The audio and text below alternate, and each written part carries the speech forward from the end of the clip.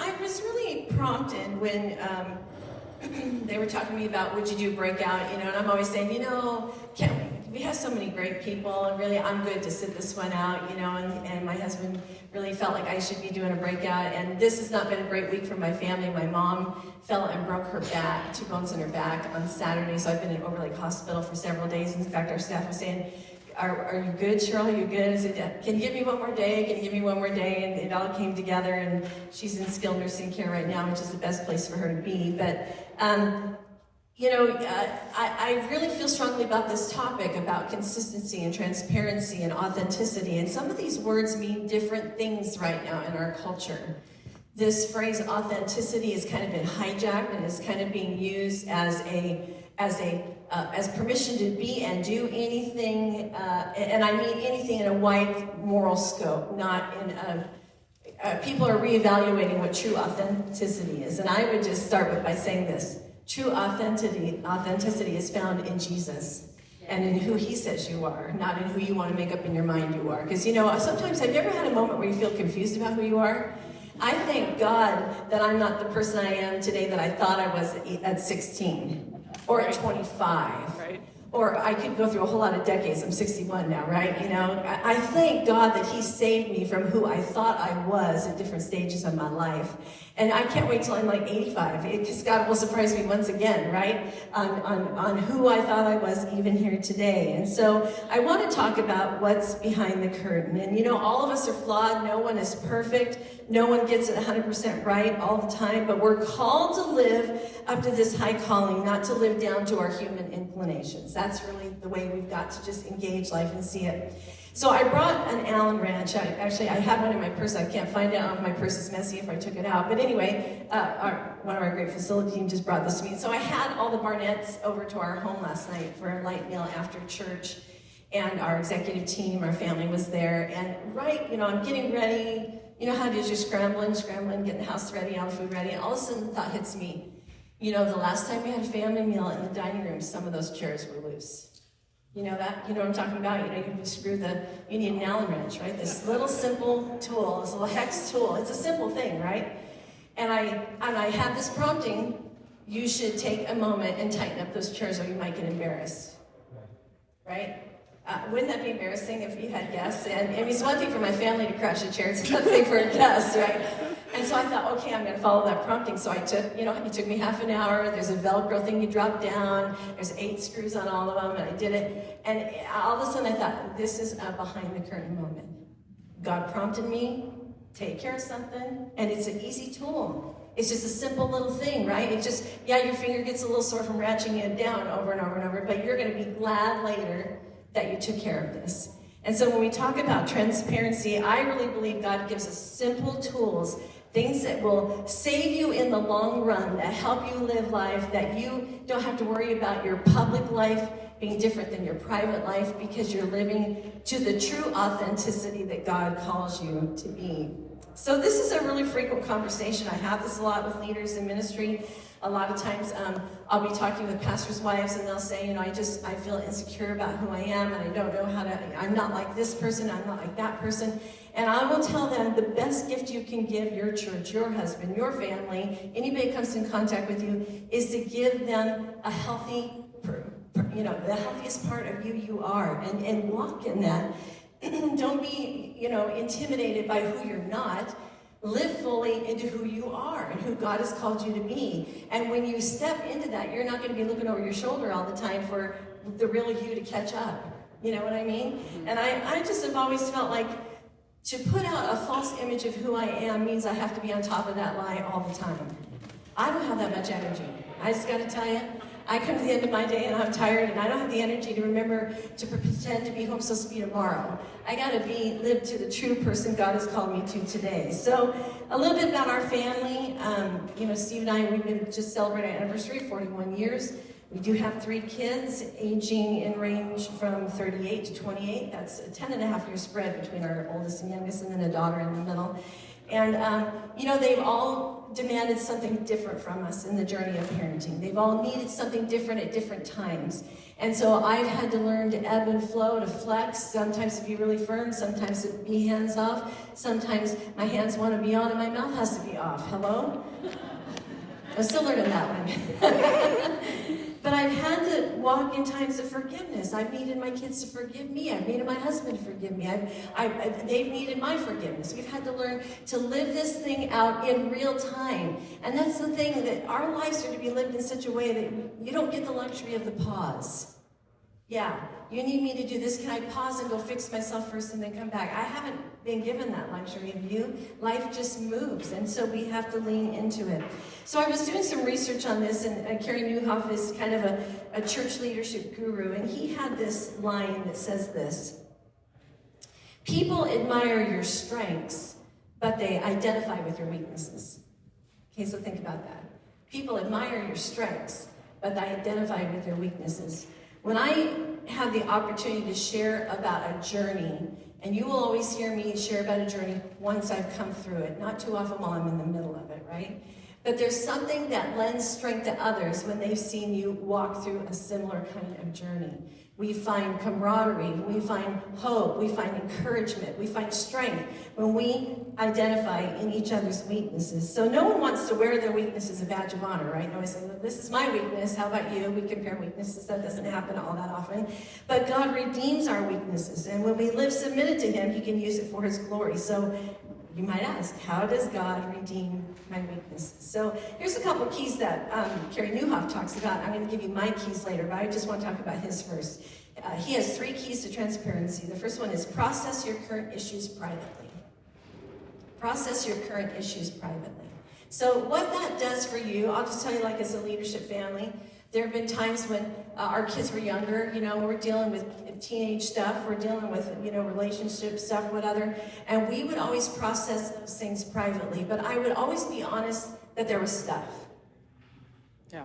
I wouldn't lie that there wasn't stuff. I just didn't feel like they needed to know the details of my stuff, right? I would say, wow, this raising kids is challenging.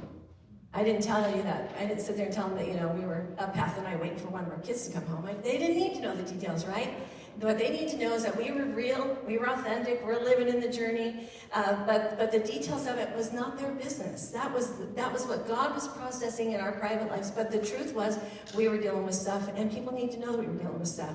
It doesn't do anybody any good for us to say everything in our home is so perfect. Oh my goodness. Right? That just sets them up for failure, me up for failure, my kids up for failure, our church up for failure. It's just better to be honest about who you are. But you need to have a private circle that you can tell the stuff to, right? You can't stand up in front of a couple thousand people and tell your stuff. That wouldn't be appropriate. But you should have a small circle. You should have your spouse or a few close friends, or maybe you have a team around you, or elders or mentors, or maybe you have a counselor to work through issues, or maybe you find it in Scripture. Whatever it is, you need to have your place, but you need to know it. You need to know what the right place is to deal with this stuff. And here's the thing: it's more important that it's more important who you are than what you do. We've always told this to our staff. When our staff is coming to us and they're having a crisis moment, maybe in a marriage or family or finances or whatever, we will just stop everything and we'll say to them, look, who you are is more important to us than what you do. So how can we help you? And we try really hard to separate people's value from their titles. That you are a treasure to us. Your family is a treasure to us. We want to walk with you to wholeness, and we want to care for you. So caring for you, the person of you, is more important than caring about a position or a title. And here's the thing: discretion and transparency are not a contradiction. Think about that for a moment. Discretion and transparency are not a contradiction. For me to show discretion of what to say and what not to say doesn't mean I'm not transparent. I can still be very transparent with you that I'm having a tough day, or whatever it is. I used to use this line, and then people knew it so well I had to stop using it. It's like code, But somebody would say to me, how you doing today? I said, I'm good. And I just really felt convicted that maybe I wasn't good. And so I would say, I'm just feeling kind of thin today. And I don't mean I'm skinny. I mean, my emotions are thin today. I'm under some pressure right now. I can't unpack the whole thing for you, but I'm giving you a nod to what is true in my heart without unpacking all my stuff. Have you ever been with someone where afterwards you feel like, oh my gosh, they've just thrown up all over me? Little TMI, a little too much information. Like they gave you their stuff and then some, right? There's a difference between having some discretion and being transparent, and I think we need to be careful with that. So then the second thing that Carrie Newhoff says is that you should share publicly what you've processed privately. Good. And I think this is really important too. So give yourself space and permission to heal before you unpack your journey. Because what will happen is sometimes you will cause your healing process to be even thwarted by unpacking it in a way that wasn't ready for it. I remember one time we had a gal and she had a horrific alcohol issue, just a really tragic alcohol issue, and it got confronted in some major ways. Drunk driving, a few things. And she faced it and she started going to treatment. But within weeks of going in treatment, she felt like she had such a turnaround. She wanted me to start using her as a speaker. And I had to say to her, you know what? I would do you a disservice to put you on a platform right now. I would not be a good steward of your story if I put you on a platform right now. Because it's still happening. And you need time to heal. And I will help you process. I'll be a friend to you. I'll hear your story. I'll cheer you on. And I'll walk with you. But I would not be a good leader if I put you here to tell your story, because it's still real time. Yeah. And that was not received well. I'll just throw that out there. Because sometimes we go through tragedies and think, well, there must be a reason for this, so God's going to use it, so I want to hurry up and get the story out there so I can make sense of it, so I can move on to the next thing, right? It's a hurry up and get well without really doing the heavy lifting of getting well. And so we need to make sure that we're processing things privately. Now, that doesn't mean that maybe you have some tragedy, something that happens in your life, and you automatically say, well, I'm on a 10-year timeout, or I can't speak to anybody because I have no integrity with where you are. No, that is not true. You go back to my line. I'm feeling a little thin right now. Find out what it is. Be transparent. Be honest. We've had some major hiccups. I can't tell you all the details, but you know what? I'm thankful for being my friend, and thanks for supporting me. That's transparency. That's a truth teller without having to unpack everything in a way. And that's also not demanding that your story be platformed before it's ready, right? It's important that it comes in the right way, in the right time. Then the third thing he says is share what will help the listener, not you. This is back to when someone throws up all over you, right? The risk of oversharing. Have you ever heard somebody speak about something and when they were done, you kind of went, that story's not done yet. They probably should have spent a little bit more time maybe with their counselor on that one, or maybe, whatever it is. Sometimes it needs a little bit more time in the cooker, so to speak, right? So share what will help the listener, not you. So if you're still processing something, like I share very openly about my family of origin. When I was 15, my parents separated, and I come from a divorced home, just my brother and I. I have two siblings that my dad raised that are not his kids. And there are layers and layers of complexity in my family story because of it. But years and years of hard work and God's grace has done something so amazing that even this last year, here I am 61, would have been 60 then, that God did something just so amazing through a tragedy that my dad walked through, where I could see yet again another layer of God's healing. And I've been really open with our church family and people around me about my own journey and some of the hiccups that kind of deposited me that I had to walk through. But I wasn't here telling it to you fresh as a 16-year-old. I was telling it to you as a 40-year-old and a 50-year-old and a 60-year-old. And I preserved my parents' integrity as I did it. And I think it's really careful that when we share something, that we do it in a way that helps people and is not just cathartic for ourselves, okay? So true transparency takes away the mask of spiritual pretense. And this takes wisdom, it takes courage, it takes brutal honesty. But transparency also comes with a caveat, and that it makes us very vulnerable. And a lot of people are very uncomfortable with vulnerability. They don't like how they feel unprotected when they feel vulnerable. They would rather be glassed off from harm and than live with fear of always being one step away from exposure. So I've heard this illustration used before of the mirror room in a carnival. The funny mirror room you go through, and sometimes in one mirror you look short and fat, and one mirror you look tall and skinny, and one mirror you may look upside down, right? You look different depending on the mirror that you're at. And this is one of the problems that comes with vulnerability and transparency is that when people view you, they all see you differently. Like even in this room right here. Some of you think, wow, she's really nailing it. Some of you thinking, what time's the next break? Some of you are thinking, I should have gone downstairs and heard the guys. Whatever, you know what I'm saying? And that is life and that is vulnerability. And we have to be okay with it. Yeah, I would rather be vulnerable with you and have a few of you go, that spoke something to me, than have all of you just walk out here and go, well, I really like her, but I didn't like that content, right? I would rather have that. I'm okay. I'm secure enough to be vulnerable with that. But here's the thing. If we are always focused on how people see us, we will miss what God is calling us to. If we're always afraid and walk with trepidation and think, well, I can't say that because somebody will be this, blah, blah, blah, blah, blah, then not only are people going to be disappointed in us, but God is going to be disappointed in us. And so we have to walk with the right things in our heart. So I want to take you to Scripture because I think this is such a powerful place in the Word. If you want to look in the book of Proverbs, chapter 11. And sometimes we'll just read just one scripture or a couple, but man, I was going deeper and deeper, and it was just like the truth of what I'm trying to say here just kept going and going in Proverbs chapter 11. The Lord abhors dishonest scales, but accurate weights are his delight. When pride comes, then comes disgrace, but with humility comes wisdom. The integrity of the upright guides them, but the unfaithful are destroyed by their duplicity. Wealth is worthless in the day of wrath, but righteousness delivers from death.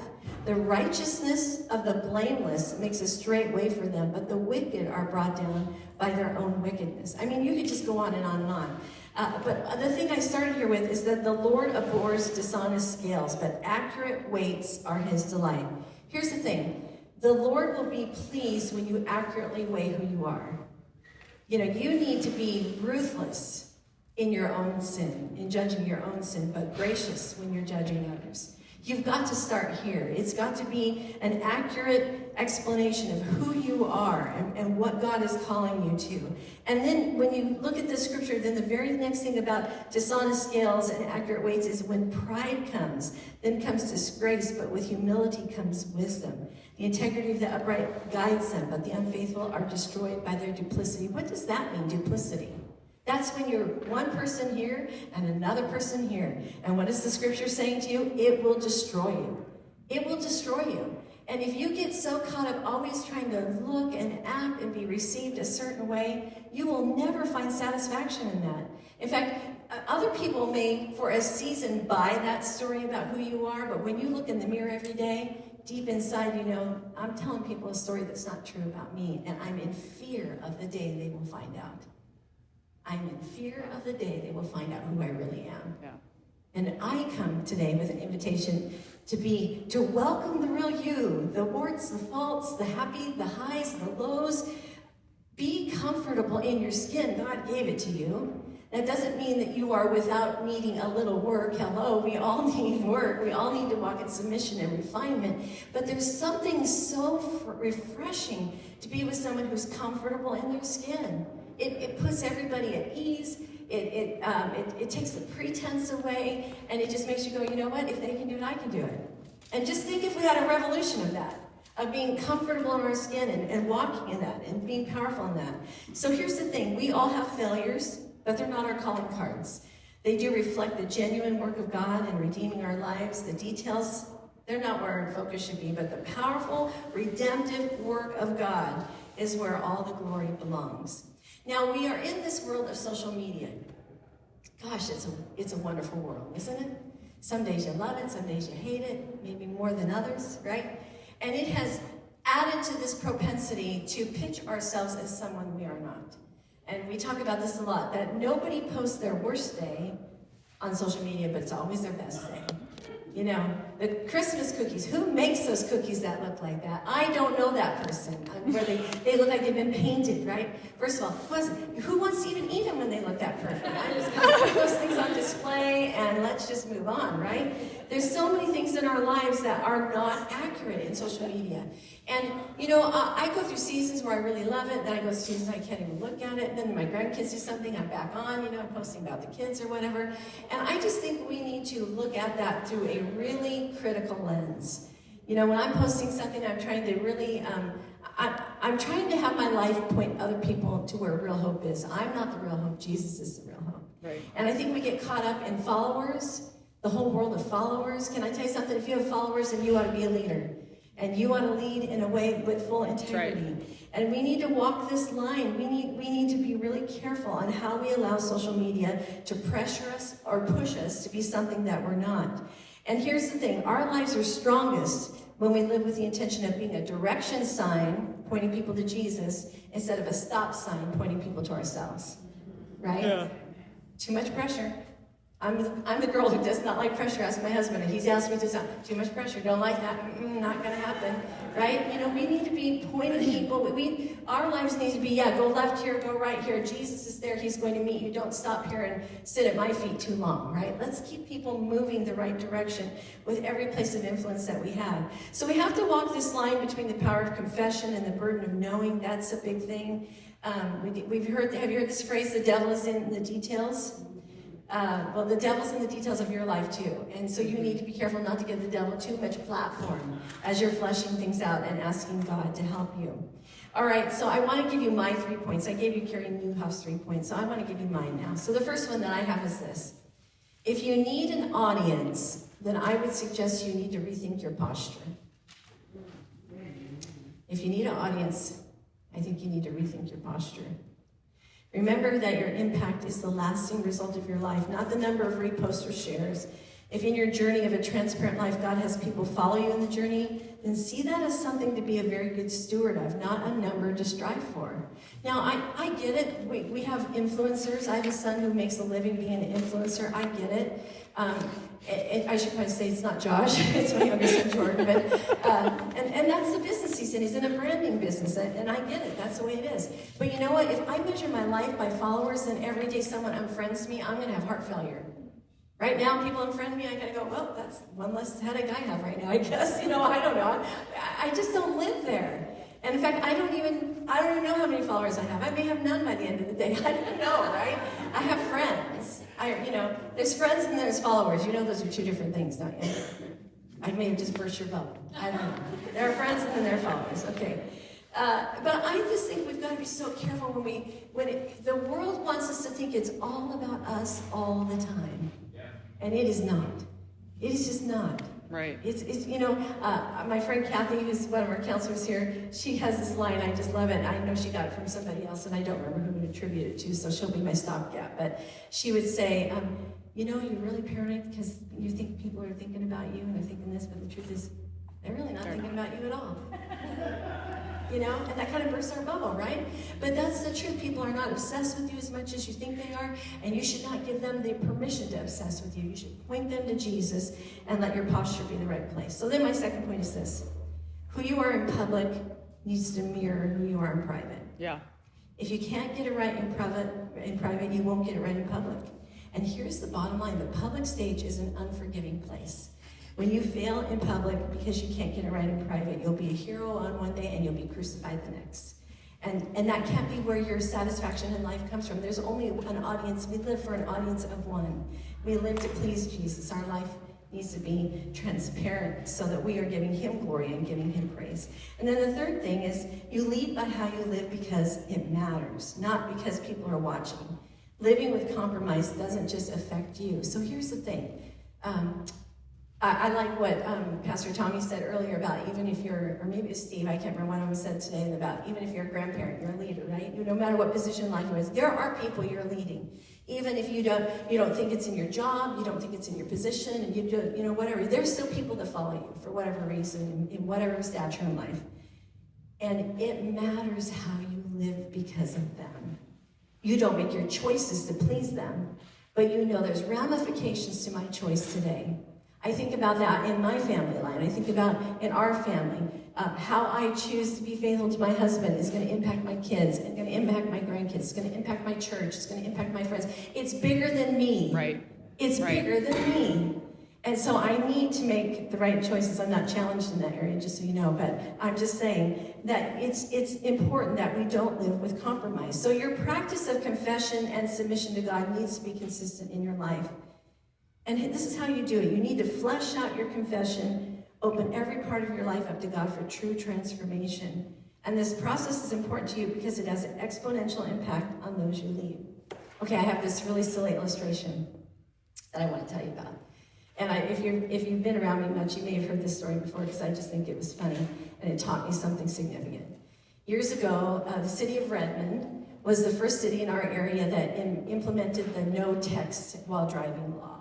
Right? Remember when that became, we all agree it's a good habit, right? But some of us were still a little on the edge on it, like me.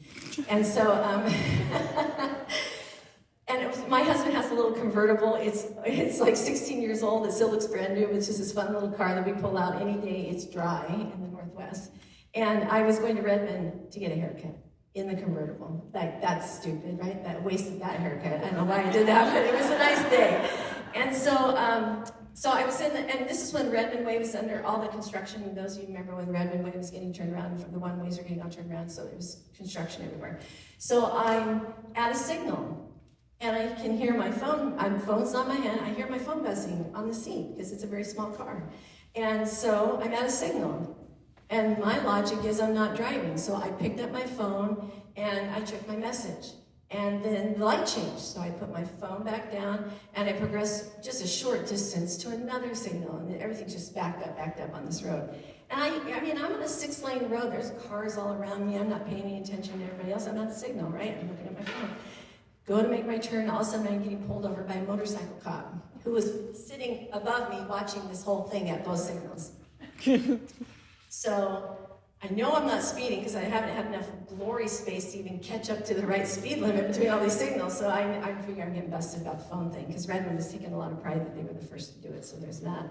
So I said to, the officer says, do you know why I pulled you over? I said, well, I have an idea, but I'm not really sure. I'll just let you tell me about it. And he said, just in case I got it wrong. He said, well, you were texting while you're driving. I said, well, I have another thought on that.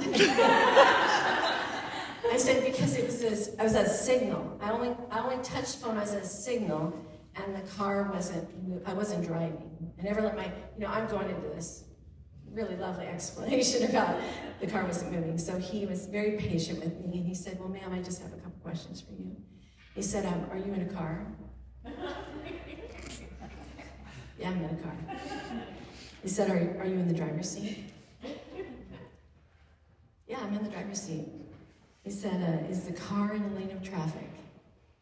Well, yeah, the car's in a lane of traffic. Is the car running?